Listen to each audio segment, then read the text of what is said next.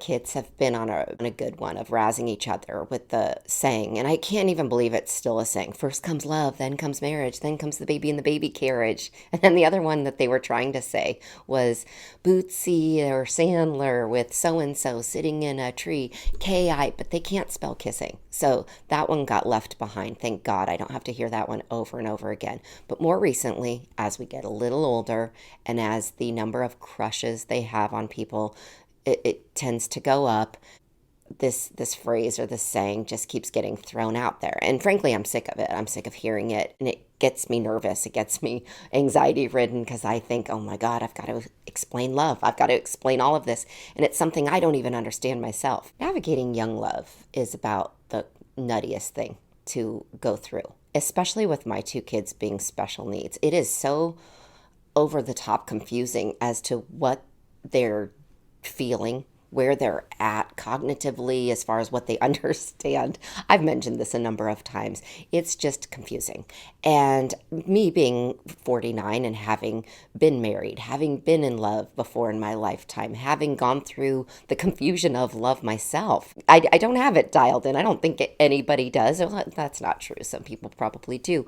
However, there are shows about special needs people falling in love. There's even a reality show about it. Somebody had sent me, I can't remember what the show is called, but it's popular. I mean, it's a very successful show as far as I understand. And somebody had sent it to me to watch. I've actually had many people suggest I watch it, but it's a little too close to home. I think the majority of the people are on the spectrum, and it's endearing, of course. I think if you aren't me, I don't like the idea of explaining love or explaining any of the things that go with it, especially when it's as confusing as it is. I'm Nikki Lynn Chase, and this is my podcast, Adult Chicken. It's about navigating life's unexpected. These are my stories. This is my journey as a single mom to two special needs kids. So Bootsy has crushes, all kinds of crushes. They both have crushes on, I think they're a little bit confused. If they just like somebody of the opposite sex, they start thinking it's a crush.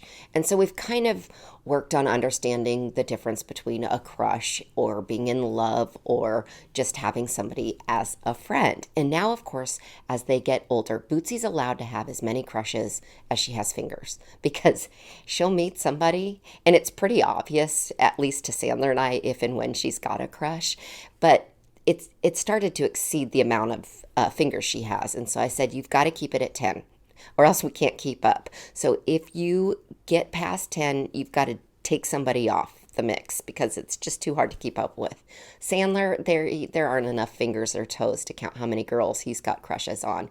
And it's just getting to the point now with their ages, it needs to be a little bit more appropriate. And it's hard. It's hard for them to understand. It's hard for them to let go of being the cute little kids that got away with, for Sandler, sitting on girls' laps or doing things. I keep saying, you're older now. He's going through all this testosterone, the jump starting of the puberty by the endocrinologist, and I think he's longing to be the little boy that got away with the cute crushes. And Bootsy's just a very quiet crusher. She holds very quietly her crushes, but then when it gets out there, she owns it. And she's like, yeah, I've got a crush on that guy, and what? I'm going to go buy him something for his birthday, Valentine's Day, Christmas, you name it, every holiday imaginable, Easter. She's going to gift her crushes something special.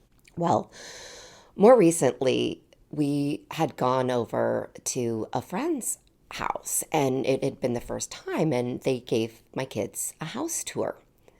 And I didn't realize that this house tour was going on, and I didn't realize my kids' reaction. But they went to each room in the house and they pointed out where their son sleeps, and then they pointed out where they slept as a couple, as a married couple. And apparently my kids were both so confused, and they looked at my friend who was showing them their room, and they said, you guys sleep together? What? And so he said something to me, and I couldn't stop laughing. And I thought, holy shit, my kids have no concept of marriage. We know tons of people who are married, and we know couples who are together or live together or co-parenting. we know all kinds of people, but it's never been explained to them. And shortly after that bout of confusion, as far as these friends of mine being married and sharing and sleeping in the same room, they had asked me if I'd ever been married before. Again, I thought, really? I guess I just assumed you understood I was married to your father, and I thought you might have had a few memories of us being together as a whole family unit. But then again, for Sandler, he was so young and he was so sick that I don't think there are any memories of us actually being together. And we have very few pictures of that time in our life. We didn't, those didn't make it when we packed up and left in the middle of the night.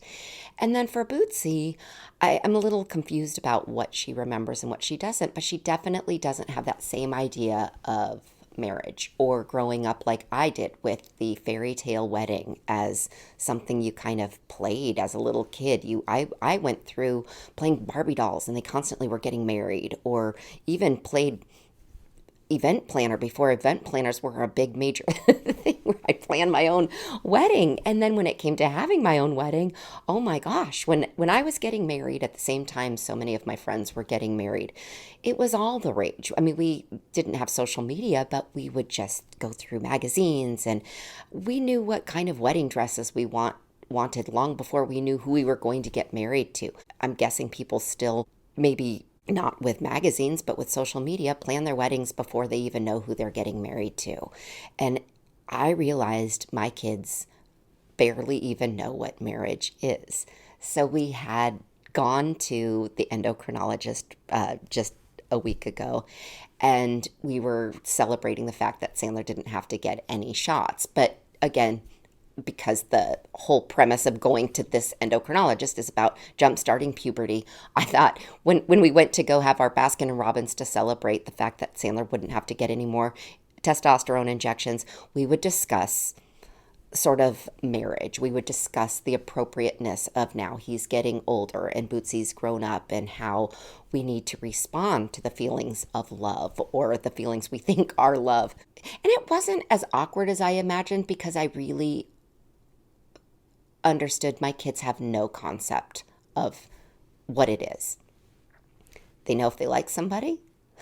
I think they get if they love somebody, but marriage is very confusing to them. So they were asking me if I was ever married. Neither one of them say there are. So they were asking if I was ever married. And I explained that yes, I was. I was married to their father at one point. And they both burst out laughing. And they thought it was the weirdest thing. And they didn't believe me. They could not conceptualize the fact that I was married to their father. So I said, yes, I was married to him. I had a wedding.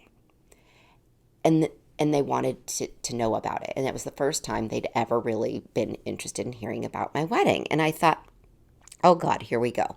Because my wedding was a clusterfuck. All of a sudden I thought, there's not a whole lot I can actually tell them. There's not a whole lot of it I want them to know about. And I don't want to throw in all my pessimism or err on the side of my negativity when it comes to weddings or marriage, because I honestly don't feel it. I've been to so many beautiful weddings. I've been to the ones that made me, my heart go pitter patter and, oh, this is amazing. And these people are going to last forever. Some have, some haven't. I've been to the weddings where I thought, these people don't have a chance. And some of those have even lasted and some haven't. My own wedding, no one really took it seriously. I think it was a hard relationship to take seriously, but I was going to have the wedding of my dreams, whether it was the right person or not, and it was going to be done the way I was going to do it. Traditionally speaking, I didn't have the kind of family who was going to pay for my wedding. In fact, my mom was not invited. She was not even told I was getting married. And I knew it'd be questionable about who would actually want to come. And so I decided to have a destination wedding, mostly because I knew that'd kind of weed out certain people I would have to invite that I didn't really want to come, and also kind of save me from the people who didn't take my wedding seriously. It'd be a good cop out, an excuse to not come to my wedding, and therefore spare my feelings of knowing I was making an epic mistake. But we went to Barbados, and I'd grown up going to Barbados. I think I mentioned this in the last podcast, but I'd grown up going to Barbados a fair amount when I was a kid, and then I had taken the kid's father there and taken him to see all of the places I had visited and stayed growing up. And so it kind of became a little place for us to visit. And we had made the decision that we were going to actually live and reside in Barbados. We'd go there, get married, and reside. And I also knew I was going to have to pay for my wedding, because not only was my mother not going to go, but my dad certainly didn't support it, nor was he going to pay a dime. He was coming, and he and my brother both did come to the wedding. But I knew I was going to have to pay for the entire wedding on my own. Let's see. I should probably start with the bachelor party and the bachelorette party. And the bachelor party went a little something like this. He, with his buddies, and there was another friend in this group of guys that was also getting married right around the same time. And they were taking a cruise from Long Beach to Mexico. Now, the other fella that was getting married, he spent the entire duration of the 3-day cruise or whatever in the cruise jail. And then my future husband, apparently, everybody loves to tell the story after the fact, and this was long after I'd left him. Apparently, he had slept with the entire cruise ship. So that was the bachelor party. Now, the bachelorette party was my mom. At the time, she didn't know I was getting married. She had no idea. But she needed me to drive a U-Haul from Colorado to California to drop off some furniture for my brother. And so we decided, myself and my best friend from the 3rd grade, we'd hit Vegas on the way to California and have my bachelorette party. And another friend was going to fly in from New York. And she was bringing a friend of hers who I didn't know. And they got detained on their way from New York to Vegas. They got detained for, I think they had taken some substances on the airplane, and there had been some sort of scene, and I think they were held in Texas. So they didn't even show up. And then my BFF and I hit the road on our way to Vegas to meet up with those that didn't quite make it. And that was where the dinger, if you went over a certain speed limit, the U-Haul would ding. So here we are. I think if you hit over 65 miles per hour, it just dinged. So we were listening to the ding, ding, ding. And we had no money. So we get to Vegas and we did like a timeshare tour so that we get, I don't know, maybe $50 to do whatever we wanted. We could go to dinner. And that was my bachelorette party. Then I had been working 2 jobs to save for this amazing wedding I was going to have. And the groom that I was going to marry had gone to another bachelor party of a different friend. And all of a sudden, all of the wedding money that I had saved, it disappeared. It disappeared in Las Vegas when he had gone to a bachelor party. But that was not going to stop me. I was still going to have the wedding of my dreams. But it shifted. I made very crafty, thank God I was clever, but I made very crafty I did these like message in a bottle. That was the invitation. I was bartending at the time, so I saved a bunch of Bud Light and Coors Light bottles, and then I made labels for them, and I put a message in a bottle and boxed them up and sent them away. Now, tactfully, or tacky, move on my part, I requested in lieu of gifts some money, because I didn't have any to get married, and we were going to reside in Barbados. We were going to go there, get married, and then reside there. So really, we didn't have any use for, say, blenders, or we didn't register anywhere. So it was already starting to seem and appear to not be a real serious wedding. Barbados is a tropical place, and so it was going to be a tropical wedding. And I worked at a retail place, and one of the designers, and it was a very high-end retail place, and one of the designers made these really cute sundresses, and I said, would you make me one in white so I could have this dream wedding dress? And it was beautiful. And he said, absolutely. I not only got the dream wedding dress in white, but I think it was like $89. And so invitations go out. It's go time. We went to Barbados a couple weeks before the wedding, and then the plan was we get married and stay there indefinitely. Another couple, some friends of ours from New York, were going to come and live with us. And so we get there a little bit early, and they have something called Banks beer, and it's really yummy. And unlike most brides who are doing everything in the world, they're eating salads and they're getting in the best shape of their life. I'm drinking Banks beer and a lot of it because I don't know, something about being at sea level, I could drink a million beers a day. And so I'm thinking, oh shit, I don't know that my dress is going to fit me. And I start outgrowing my dress. And so I contact the friend before because they're coming from New York, the couple who's going to come and live with us. And I said, I think Spanx had just come out. And I said, I need you to find me a pair of Spanx. I need something to get this stuff to squish in because I am not fitting into I am drinking way too much Banks beer. I am not fitting into my dress.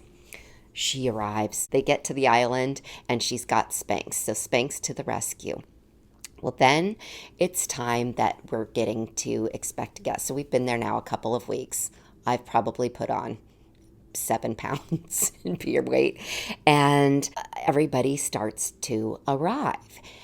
And it was a really fun group. It was friends that I went to college with, a couple friends from childhood, a few friends from Vail, people I worked with, and it was a very, very small group of people, but a fun group of people. And so I'm just getting everything together. I'm winging it. I don't know what I'm doing. I'm doing it as I go. It's island time, and I'm planning like I'm on island time. So I find somebody, there's a local gal that says her sister makes cakes. Perfect. She can be the cake maker. Okay, I need flowers. Oh, perfect. We'll get a couple of those flowers from the grocery store. It was that kind of wedding. My friend from New York had brought another friend of hers. I didn't know her, but I had an extra outfit. Can she be in the wedding? Absolutely, she can be in the wedding. That's how it was thrown together.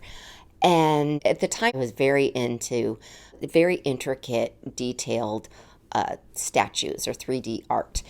And I would make people's cake toppers, and I'd make the people look like the people getting married. So I thought, I'm going to make my own. I mean, I've made everybody else's. I'd get paid lots of money to make other people's. And I thought, I'm going to make my own. Well, the place where we're staying, it's kind of a cluster of cottages. They're called shadow houses. And I mean, full of cockroaches. We'd get electrocuted every time you'd open the fridge. And so it became like a contest. If you went to go get the Banks beer, you'd kind of have to lose a bet to have to go get the Banks beer because you kind of electrocute yourself. We get home, there'd just be cockroaches everywhere. And it became a game of stomping, like Squish the Bug. There's a game, like an arcade game. And it was like that, but in real life.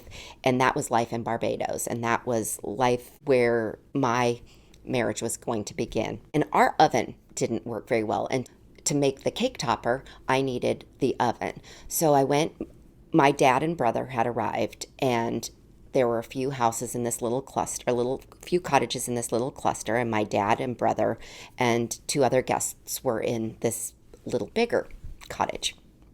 And I said, Dad, I need to use your oven, and I've got to get the cake topper. I couldn't stand making myself. I made the groom okay, looked just like it was wearing the same outfit he was going to be wearing for the wedding, and I could not make myself. It was very hard to make something look exactly like me. So I was kind of like, fuck it, just throw me in my wedding dress over the shoulder and smash the face up so you couldn't see it. So I'd preheat the oven at my dad's house. I go to cook the cake topper, and a fireball flies out from the oven and takes my eyebrows and my eyelashes off. And I'm thinking, oh, maybe this is one of those good signs. I just kept telling me every time there was a big sign, I think it's like when a bird poops on you and it's supposed to be a good sign, or if it rains on your wedding, whatever the case was, a fireball comes out of the oven and fries every hair on your face off. It's a good sign. It's a good omen. So then it was time for the guests to arrive and start coming in. So we're making tons of airport trips, and we're driving little mokes, like these little tiny, almost like a sort of a dune buggy, right? But now they've actually made a comeback, but we had rented a moke, or I think we even bought a moke there for a couple $100s. And we're making airport runs, and it was time for my soon to be husband's family to come. Now, I was never a fan of them. But I thought, you know what? They're supporting you and they're coming all this way. Any and everybody who's going to make the trek to come all the way from the States to Barbados is a very awesome person to make that, spend that kind of money and to make the trek. But I was not excited about that airport, that particular airport run. So my best friend is sitting there going, just she's pouring rum into my Diet Coke. Just drink more rum as we're waiting for them to arrive. And I'm like, oh, these people, they just make my skin crawl and I can't stand them. But I mean, good choice to marry their son. And they get off the flight and it's very humid there. It's very hot. And the mom is head to toe in denim and she's just sweating. And as soon as she gets off the flight, she starts yelling at me, telling me I didn't tell her it was as hot as it is. And she starts complaining about the heat. And then she starts telling me I didn't let them know they needed passports. And I look at my friend and I look at her and I said, they didn't know they needed passports. We're in another country and we're on an island in another country. And then out of the corner of my eye, as my friend's pouring more rum into my Diet Coke for me to drink so I don't completely lose my shit, I look and his sister, who I guess she was probably about, 15 at the time, somewhere around there, 15, 16 years old, has got a teddy bear. And it's the kind that you gift somebody, like for Valentine's Day, that you find at the grocery store. You do it as like a mean trick because where the hell is somebody going to put that thing? She had carried a teddy bear the size of a small living room on the airplane and to our wedding. And all I kept thinking was that it's not even going to fit in the car. We're driving these little mokes. The airport transporter, our Uber service is us driving these little tiny mokes. Like, what are we going to do? And all I kept thinking was, this is what you're marrying into. So that airport run, a couple days before the wedding, we'd all gone out. Most of the people that were coming to the wedding had arrived, and we were all out kind of on the town, hanging out and dancing, laughing, and having fun. And it was the strangest combination of people you ever did see. I mean, I guess weddings are kind of notorious for bringing different people together, and that's what this was. I mean, this was just a interesting, eclectic group of people that would never in a million and 10 years ever be together unless they were together at a wedding on some island in the Caribbean. So here we were, and all of a sudden it dawned on me that we didn't have a band, and we were all out, and everybody was dancing, and, we're drinking beers, and we're having a great time. And there's a guy with a steel drum, and I thought, let's ask him if he can play at the wedding. And sure, he was going to bring his whole steel drum band, and they were all going to show up and play at the wedding. So the day comes. I've blown my eyebrows and eyelashes off. I squeeze into my dress with the help of the Spanx that have arrived via my friend from New York. And it's time to get married. And I had picked specifically this place called Bottom Bay. It's very secluded, but the beaches are all open to the public. We didn't have to pay to do anything there. There's no fee to have our wedding on the beach, and it couldn't have been a more beautiful setting. I mean, it's just surrounded by cliffs, and it's just that turquoise, beautiful Caribbean water, and it was absolutely beautiful. Got ready. I'm just sweating. I'm hot. Fortunately, we had a cooler of booze for every event. The rehearsal dinner, I'd gotten lost. I showed up at my own rehearsal dinner an hour late because I'd gone across the island to pick up some people to bring them over to dinner. Showed up to that late. It wasn't the kind where people were telling feel-good stories. It was the kind where everybody was so hammered they got up and told drunk stories about my soon-to-be husband. And then the police stories got brought up, and then we were cutting everybody off of the microphone. But everyone was having a blast. I will say that for the wedding. It was a clusterfuck, but everyone had a blast. Well, then it's the day of the wedding, and the the scenery couldn't be more beautiful. But the funny thing is, one of the only pictures I have left from that day, I've got a couple. One is my dad is bawling his face off. And he's not bawling because it's one of the most beautiful moments. He's bawling because of the asshat I'm about to marry. He was supportive. He and my brother did not support my getting married to this person, but they did want to be there for me. It might be the most stand up thing, but they also love the islands. So I think that was probably the main draw. It was an excuse to go to Barbados. But that's one picture I have is my dad and brother. I think they're even embracing, and they're both bawling their faces off. The other one is there are no bathrooms. Remember, we're not paying for where this event is taking place, so there are no porta potties, there are no bathrooms. So I had to go to the restroom before the big hurrah. And there I am, just squatting, copping a squat, and having a pee in my wedding dress with my veil and just this look on my face like, yeah. I mean, talk about classy. And then I realized right then, or maybe just before then, the band didn't show up. So everybody, as we walk down the stairs, everybody starts singing "Here Comes the Bride." It was so, it was really something.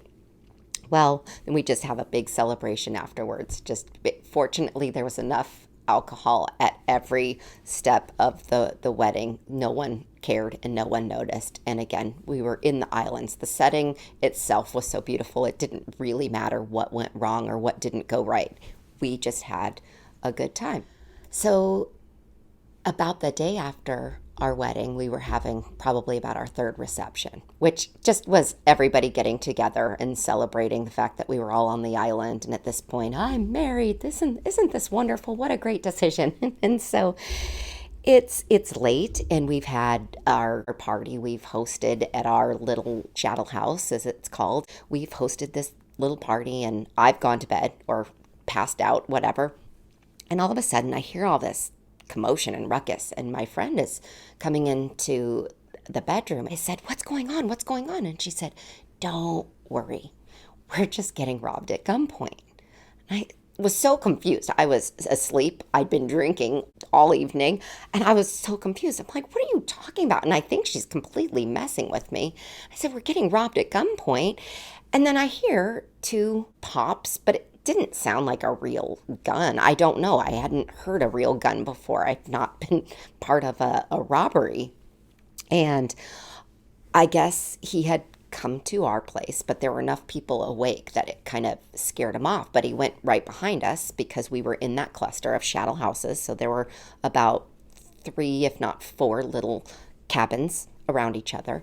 So they went and hit my dad's place next, where my dad, brother, and 2 other guests were staying. Now, my dad, I had given because I had tactfully, I wasn't tactful at all. I had tastelessly asked for money instead of gifts. Remember that part. So we had gotten a bunch of cash for our wedding. And I had asked my dad to hold on to it just for safety reasons. So all of that cash, because the guy took my dad's wallet. So he went into their house with a gun. I don't think he had to do much with his gun because I think they more or less slept through it, but took all of the cash and took anything and everything that was sort of worthwhile. I think my dad had a Rolex, but it wasn't real, and I think he got a hold of that. Then there was the hotel where a lot of our other guests were staying. And so the immediate response was from the guys that were there kind of trying to do whatever. I mean, we're all in a drunken stupor trying to manage this gunman. And a group of about five or six people completely missed the gunman. So they were on their way as a cluster of 6 people walking up to the hotel. And it was just up the street, maybe a half a mile, maybe not even that far. and it was up a hill. And so the immediate thought process was, oh my gosh, this gunman is going to go up to the hotel to get the rest of the people, the rest of the guests. Like, obviously, it's probably somebody that we had been hosting at our house. He was probably partying with us, going, you dumb Americans. You are, knowing we probably didn't lock anything up, or if we did, there was pretty easy access into things. And just not paying attention, just being stupid and on vacation and drunk. And so a couple of the guys from the shadow house where we were ran up ahead to try to warn the group that was going to the hotel, and they didn't get there in time. And so this gunman had hid behind the door of one of our guests, maybe even worked at the hotel. Who knows? He definitely knew what he was doing, and he knew who he was targeting. But one of the couples went to their room, and thank God the guy, they'd gotten, I think, a little fight, the couple. And so the guy had gone ahead of his wife, and he opened the door, and the gunman was behind his door. And so because he was far enough ahead of the group of six, the five others were in the courtyard, and all of a sudden, here he comes. He's on the second story, and he comes flying through the window to jump out because this guy is in his room demanding jewelry and money and has a gun. And so his out and his response was to jump out the window. So glass shoots out. And here he comes flying into the courtyard. Fortunately, he was probably our biggest, toughest guest out of the whole wedding party. And thank God he was okay. That was literally the day after I got married. And everybody did manage to come out safe and sound and unharmed. A few people lost some jewels and some cash to the gunman, but the important thing was everybody was okay. But truthfully, I don't think anything says maybe rethink this marriage like getting robbed at gunpoint the day after. So you can imagine how difficult it was to tell a happy fairy tale wedding story to my two children when they were inquiring about marriage. So today's special edition on that same topic of first comes love, then comes marriage, then comes the baby in the baby carriage. It was going on in the car again, over and over and over again. And I had to let Sandler know because we had just been to this birthday party where one of his biggest crushes happened to be. And this time around, she had a boyfriend. And he was devastated. He was not happy. He did not like seeing her with a man. And he went over and asked her if he could sit on her lap. And she said no, and he was terribly offended. And I'm at the other end of this table. It was a big birthday party, and there was a long table. And I'm getting so uncomfortable because I know it's making her uncomfortable, but I'm not in a position where I can go grab him and not make a scene, but also get him out of there because it's not appropriate. And then I'm trying to prepare myself for the ride home where I know I'm going to have to address the behavior and what's appropriate and what's not appropriate now that he's going through puberty and at a different age. So we get to the car, and he knows it's coming because we were giving each other these looks, like I was looking at him, and I was also signing to him, sit down, sit down. And he wasn't listening. He was purposely not doing what I was asking of him in my poor attempt at sign language. And we got in the car. And he asked if I was mad at him. And I said, I'm disappointed. I'm disappointed that you knew what I was asking of you and you didn't listen. And I said, what you need to understand is that's not appropriate behavior. She is with her boyfriend. She's also about 35-ish, and you're 15, and you're growing up, and you're getting to the age where certain behaviors are not cute and they're not acceptable. And he got very, very sad and disappointed. And he said, I don't want to get older. I don't like getting older. I don't like this age. And I said, no, you have to embrace this age, because what this means is, yeah, some things you can't do and you can't get away with anymore, and they're not cute. But it means you are getting closer to being of the age where you can get a girlfriend. Now, in my head, I was thinking like in 20 years from now, at least 10 years from now. We're not going to get into that, but in my head, I'm thinking in the very far future. And he said, I need to get a girlfriend. And I said, why do you need to get a girlfriend? And he said, because I know how to treat a girl. And I said, okay, how is that? What are you going to do if you get a girlfriend? What are you going to do? He said, I'm going to buy her a house. I said, you are? Wow. I'm going to take her on vacation. I said, Sandler, any girl who gets to have you as a boyfriend is a very, very lucky girl. But you do understand that costs a lot of money. Both of those things cost a lot of money. And so he said, yeah, but that's what I'm going to do. And he was adamant.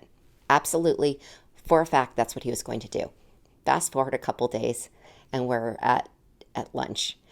And kind of same group of people, but there's a little bit of a marital discrepancy. A little argument ensues between a couple that are married. And he watched very carefully. And now he's really, I think he's trying to observe and trying to understand what I'm saying and trying to read the room best he can. At least I'm hopeful of that. But we get on our bikes, and he looks really upset. And we get home. And I said, are you okay? Like, you seem upset. Did something upset you? And he goes, Mommy, I decided after I saw that happen at lunch today, I don't want a girlfriend. I don't want a wife. I'm good. I'm okay. I'm okay with being older, but I'm not going to have one of those.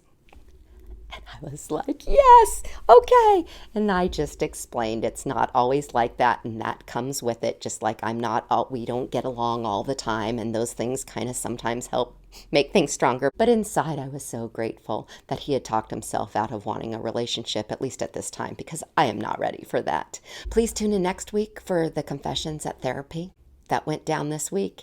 And I'm going to shamelessly promote myself again and again. Please like, follow, subscribe, and share. You can find me at adultchicken.com. You can also find me on Apple and Spotify podcasts, as well as Instagram, adult_chicken, and of course, YouTube, Adult Chicken.